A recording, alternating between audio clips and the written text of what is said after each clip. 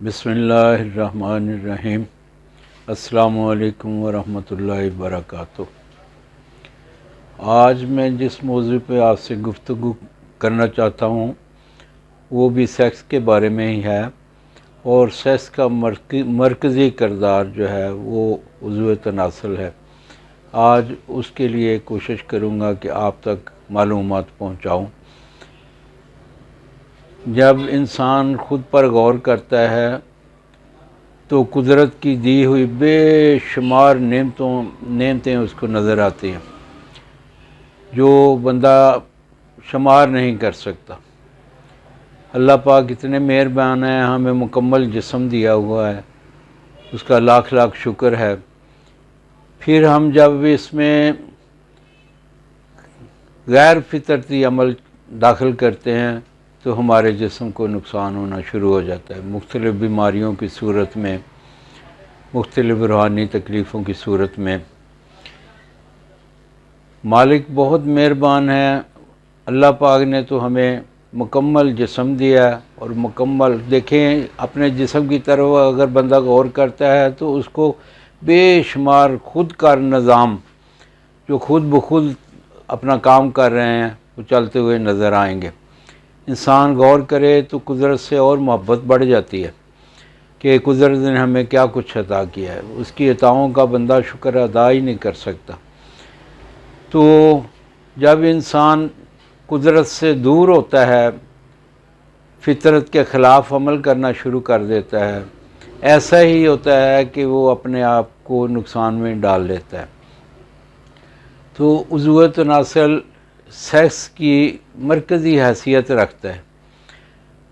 جب ہم چھوٹے ہوتے ہیں، بچپن سے جوانی میں آ رہے ہوتے ہیں تو ہمیں کوئی گائیڈ کرنے والا نہیں ملتا، نہ کوئی بڑا بھائی، نہ باپ، نہ استاد، کوئی بھی ہمیں گائیڈ کرنے والا نہیں ہوتا ہے۔ ہم سمجھتے ہیں کہ اگر یہ باتیں کریں گے تو یہ بے حیائی کی باتیں ہیں، حالانکہ ایسا نہیں ہے۔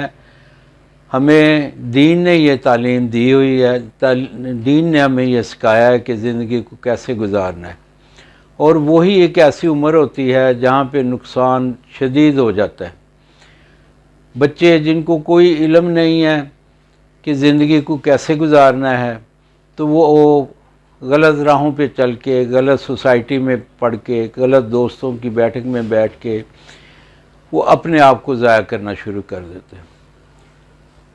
دیکھیں اللہ پاک نے جو ہمیں دیا ہوا ہے وہ مکمل ہے، لیکن ہم غیر فطرتی عمل کر کے اس کو خراب کرتے ہیں۔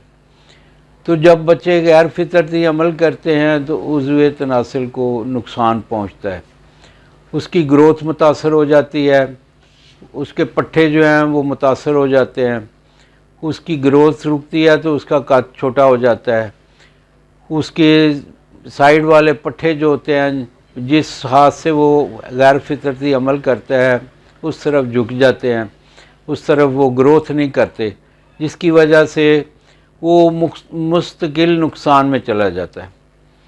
پھر اس کے بعد زیادہ ظلم جو کرتے ہیں ہم، وہ جب اس کی ضرورت ہوتی ہے تو ہم علاج کے سلسلے میں کسی ماہر طبیب سے نہیں ملتے، بلکہ ایسے خفیہ طور پہ اس کو ٹھیک کرنے کی کوشش کرتے ہیں، جس کے لیے ایسے حکیموں کے پاس جاتے ہیں جو خفیہ علاج کرتے ہیں۔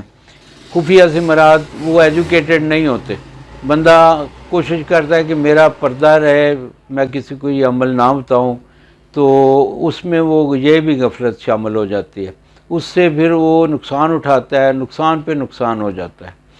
چاہیے یہ کہ کوئی بھی تکلیف آپ کو ہو تو آپ کسی پڑھے لکھے حکیم سے، پڑھے لکھے ڈاکٹر سے بات کریں۔ تو اس کے لیے اس کا انجام اگر صحیح علاج نہ ہو تو بڑا بھیانک ہوتا ہے۔ شادی کے بعد میرے پاس اکثر مریض آتے ہیں، اتنے پریشان ہوتے ہیں کہ بعض وہ خودکشی پہ آمادہ نظر آتے ہیں، کیونکہ وہ کہتے ہیں اس کے بغیر زندگی نہیں۔ یہی بات اگر ان کے ذہن میں پہلے ڈال دی جائے جب وہ جوان ہو رہے ہوتے ہیں کہ اس کے بغیر زندگی نہیں ہے، اس کے بغیر زندگی ادھوری ہے، تو ہو سکتا ہے بچے بہت سارے اپنے اس غلط انجام سے بچ سکیں۔ تو اس کے لیے میں گزارش کروں گا کہ علاج کے سلسلے میں بھی کسی پڑھے لکھے حکیم سے بات کریں اس کے لیے میں انشاءاللہ تعالی آپ کو نسخہ بھی دوں گا، آپ خود بھی بنا سکتے ہیں، ہمارے ساتھ بھی رابطہ کر سکتے ہیں۔ کوئی اور مشورہ کرنا ہو تو ہمارے فون نمبر اسکرین پہ آ رہے ہیں، کسی وقت بھی آپ فون کر سکتے ہیں۔ صبح 10 بجے سے لے کے شام 7 بجے تک ٹیلی فون پہ رابطہ ہو سکتا ہے۔ تو اس کے لیے میں گزارش کروں گا کہ علاج میں کبھی غفلت نہیں کرنی چاہیے۔ جب غفلت کرتا ہے انسان تو پھر وہ نقصان اٹھاتا ہے۔ شادی سے پہلے اس کا علاج کروا لینا چاہیے۔ اس کا علاج کافی لینتھی ہوتا ہے، تو وہ اسکرین پہ آپ کو نسخہ لکھا ہوا نظر آئے گا انشاءاللہ تعالی۔ میں زبانی بھی آپ کو بتاتا ہوں۔ روغن دار چینی، روغن لونگ، روغن بیضہ مرغ۔ بیضہ مرغ کا روغن جو ہے نا وہ خود ساختہ ہونا چاہیے، بازار والا وہ اچھا نہیں ملتا۔ جائفل، اکرکرا، بیر بوٹی، لہسن، زعفران، جند بدستر، ان کے وزن بھی اسکرین پہ آ جائیں گے۔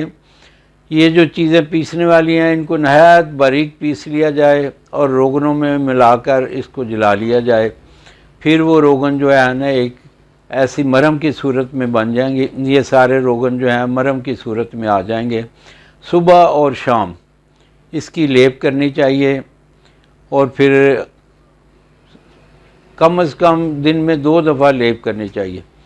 پھر بھی اگر کوئی پرابلم ہو، اگر نسخہ بنانے میں آپ کو کوئی دقت ہو تو ہمارے ساتھ رابطہ کریں، ہم آپ کو انشاءاللہ تفصیل بتا دیں گے، کیونکہ یہ ویڈیو بہت شارٹ ہوتی ہے، اس میں اتنا ہی بتایا جا سکتا ہے۔ السلام، اللہ پاک عزت والی زندگی عطا فرمائے۔